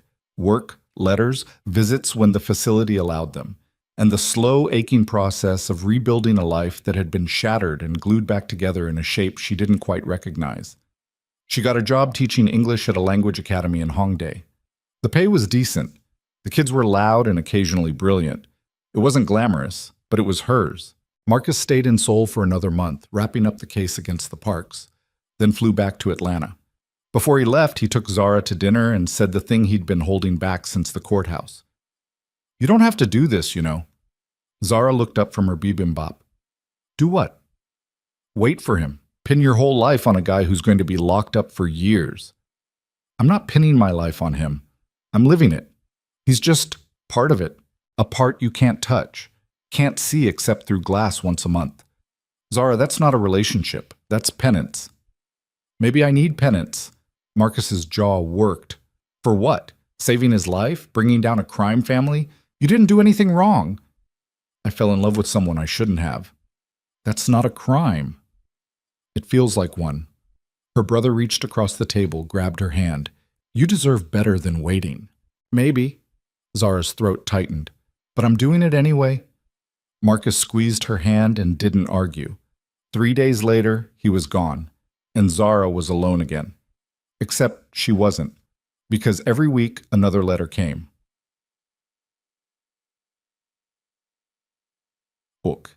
Day 87. I'm teaching English to some of the other inmates. Turns out a business degree and a criminal empire don't actually prepare you for subjunctive clauses. Who knew? I think about you constantly. About that night on the balcony when you told me you loved me, and I didn't say it back because I was terrified it would make losing you worse. Turns out I lost you anyway. Or I'm losing you, slowly, in increments measured by visiting hours and censored letters. I don't know how to make that okay. See? Day 143. One of the guards asked me why I'm in here. I told him I tried to protect someone and it backfired. He laughed, said that's the story of every guy in this place. Maybe he's right. Maybe we're all just people who loved the wrong person or made the wrong choice or believed we could outrun consequences. I don't regret protecting you, but I regret that it cost us time. How much time do we have left? That's the question that keeps me up at night. C. That's day 200. My lawyer says I might be eligible for early parole. 18 months if I keep my head down and don't cause trouble. 18 months sounds like forever and nothing at the same time. I keep thinking about what happens after, if there even is an after, if you'll still be there, if I'll still be someone worth waiting for. I don't know the answer to any of it, but I'm trying to become someone who deserves one. C. Zara read every letter twice. Once when it arrived, once before she slept. She wrote back every time, told him about her students, about the neighborhood, about her mom, who'd been moved to a better facility in Atlanta, fully covered, memory still gone but body stable. She didn't tell him about the night she woke up reaching for someone who wasn't there, or the way her chest ached every time she passed Prugio Tower, or how she'd kept the engagement ring he'd given her, hidden in a drawer she never opened but couldn't throw away. Some truths were too raw to put on paper. The first visit happened on a gray morning in April, 8 months after the sentencing. Zara took a bus to the facility, went through security, waited in a room that smelled like industrial cleaner and broken promises. When they brought Cassian in, she almost didn't recognize him. He'd lost weight. Not much, but enough to sharpen the angles of his face. His hair was shorter. No designer clothes, just standard issue prison uniform that made him look younger and harder at the same time. But his eyes were the same. Tired. Wary. Hungry for something he couldn't name. He sat across from her, hands folded on the table between them, and for a long moment neither of them spoke. Then Cassian said, "You came." "Of course I came." "I wasn't sure you would." "I said I'd wait." People say a lot of things. His voice was rough, like he'd forgotten how to talk to someone who wasn't a guard or an inmate. "Doesn't mean they mean it." Zara leaned forward. "I meant it." Cassian's throat worked. "Why?" "Because I love you, and that doesn't stop just because you're in here." "It should." "Well, it doesn't." He stared at her like she was something impossible. "I don't deserve you." "Probably not, but that's not your call." A ghost of a smile flickered across his face. "You're stubborn." "You're just figuring that out now?" "No, I forgot how much I missed it." They sat in silence for a while. Not uncomfortable, just heavy with everything they couldn't say in a monitored room with guards watching. Finally, Cassian said, "How's your mom?" "Stable. Marcus checks on her. Sends me updates." "And you?" "I'm okay." "Liar." Zara's chest tightened. "I'm surviving. Same as you." "That's not the same as okay." "No, but it's what we've got." Cassian's hands curled into fists on the table. "I hate this. I hate that you're out there living half a life because of me. I hate that I can't—" He stopped, breathed hard. "I hate that I can't touch you, can't hold you, can't do anything except sit here and watch you through glass like you're something I'll never get back." Zara's eyes burned. "You'll get out. 18 months. Maybe less." "And then what? We pick up where we left off? Pretend the last 2 years didn't happen? We figure it out, together." "What if there's nothing to figure out? What if I get out and you realize you waited for someone who doesn't exist anymore?" "Then we'll deal with it." Zara's voice shook. "But I'm not walking away. Not now. Not after everything." Cassian stared at her for a long moment.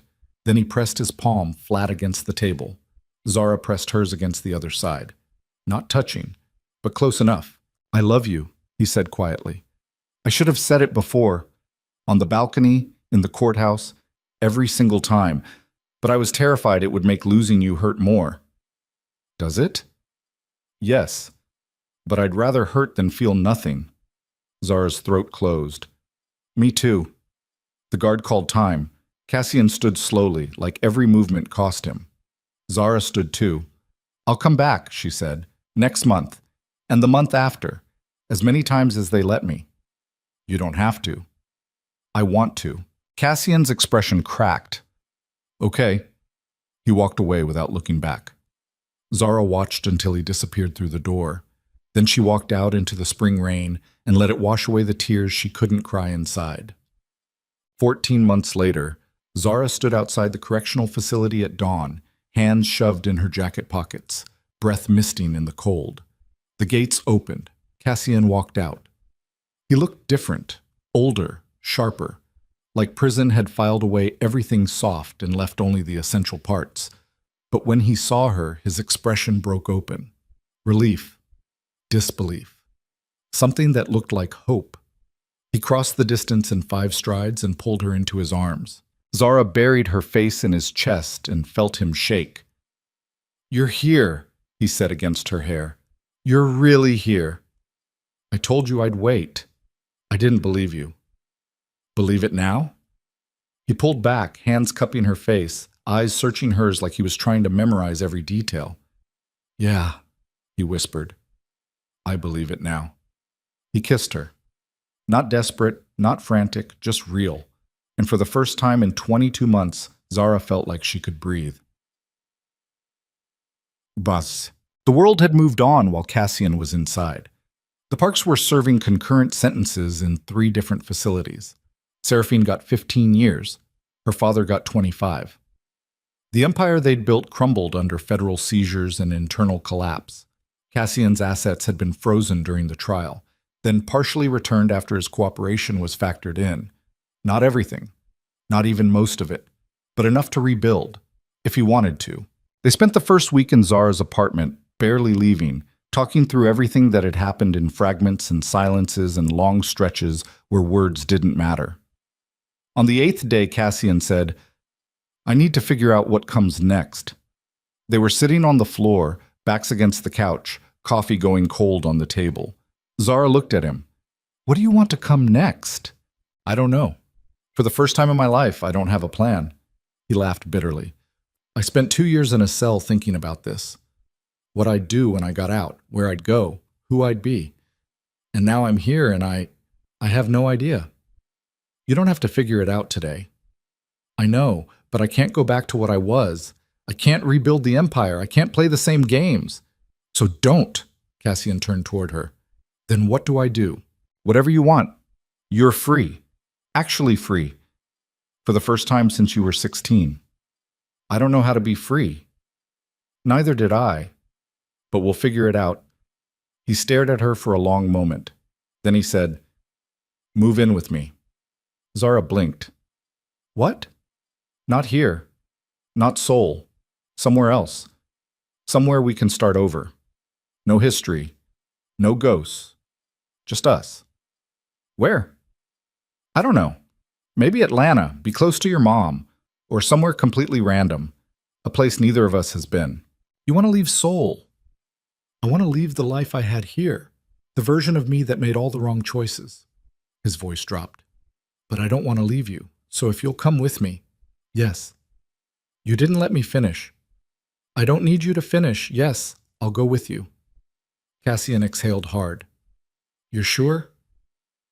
"I just spent almost 2 years waiting for you. You think I'm going to bail now?"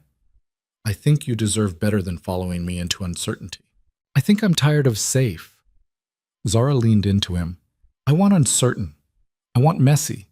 I want real. And that's you." Cassian kissed the top of her head. "I love you. I know. I'm going to spend the rest of my life making sure you don't regret this." "I won't." "How do you know?" Zara pulled back, met his eyes. "Because I chose you, and I keep choosing you every day. That's how." Six months later, Zara stood in a small community center in a neighborhood outside Atlanta, watching Cassian help a kid wire a circuit board for a robotics competition. He'd started a nonprofit 3 months ago, technology education for underserved communities. Nothing glamorous, nothing that made headlines, just quiet, steady work that made a difference. Zara taught English at the same center 2 days a week.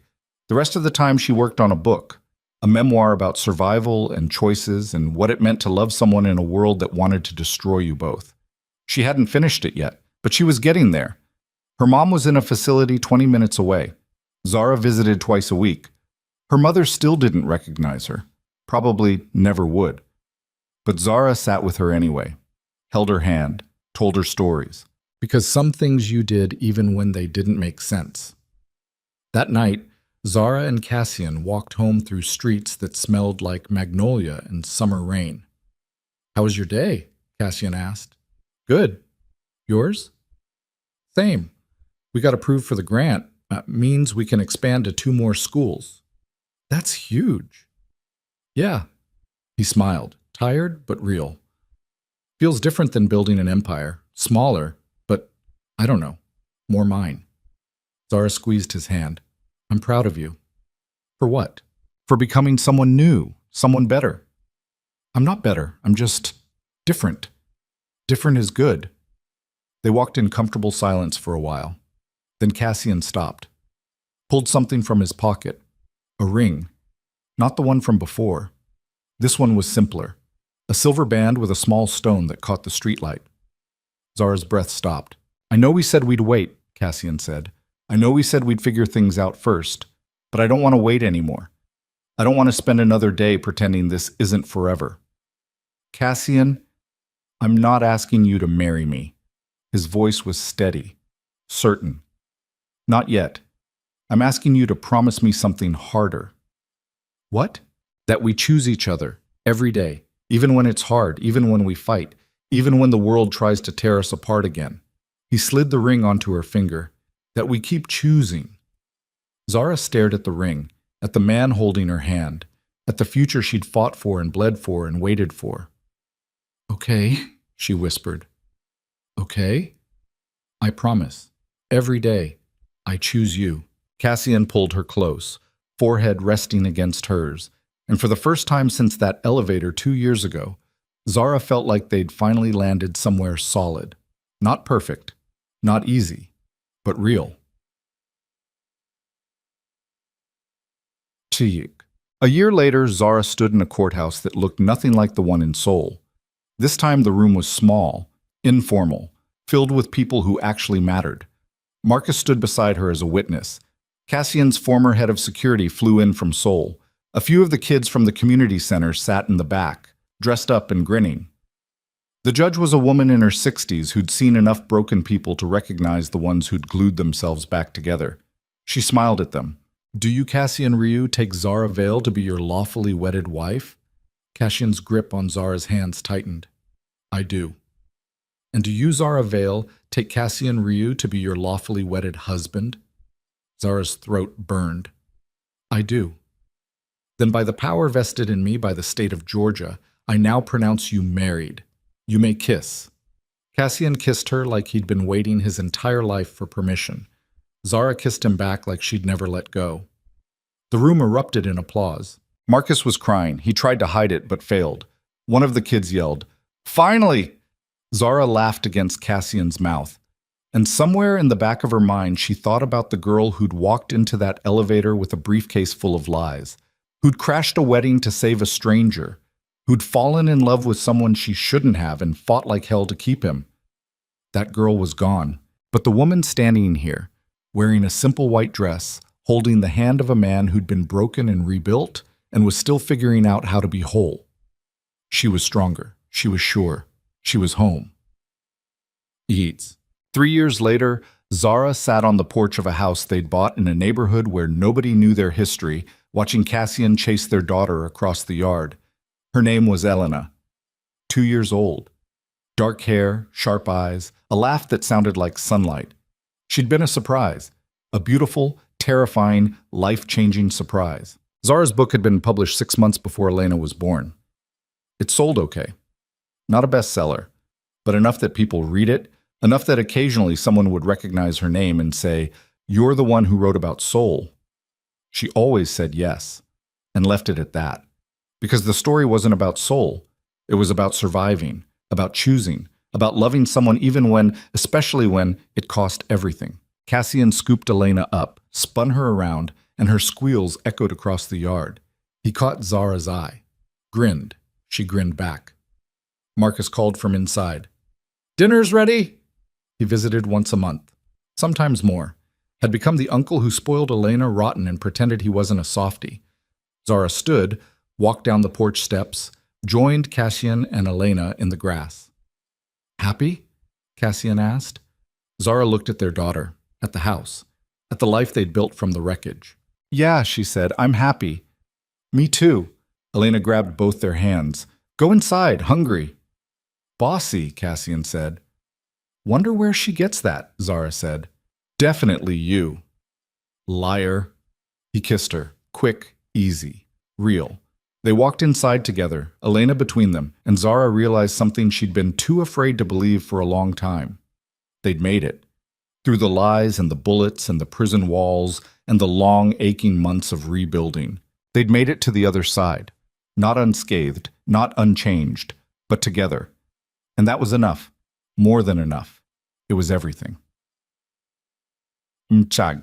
That night, after Elena was asleep and Marcus had driven back to his hotel, Zara and Cassian sat on the porch in the dark, shoulders touching, watching fireflies blink in the trees.